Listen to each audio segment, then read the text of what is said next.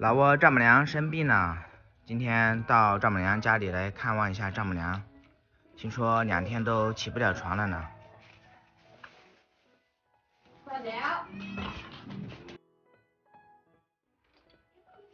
到里面来看看。丈母娘躺在床上呢，2天都没出门了呢。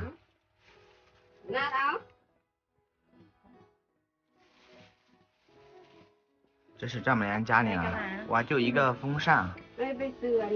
是衣柜。เอาไปซื้อน้ำมาซื้อมะพร้าวเมื่อกี้ไม่ได้ซื้อไม่แม่ซื้อมะพร้าว我觉得丈母娘应该是中暑了，房间太闷了。我决定帮丈母娘买个空调吧，太闷了，又闷又热的。米娜เขาว่าซื้อแอร์ให้ไม่เท่ายาหรอวะอีแม่ดีกว่าเราเอาอีแม่ไปนำไปเลือกซันนี่ก็ได้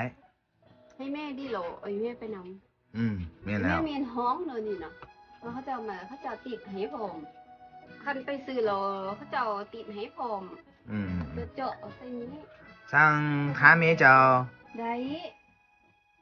米娜เย็น米娜สั่งทาเมเจ้าดีแล้วก็ไปซื้อแอร์เลยเราไปรอตลาดน้ำบัวใดดิที่ไหนเนี้ยผมถึง就不要我看还是带丈母娘去南布拉邦吧，大医院去看一下，看她愿不愿意去啊。这样天天熬着也不是办法，有可能是中暑，也有可能是登革热。แม่ไป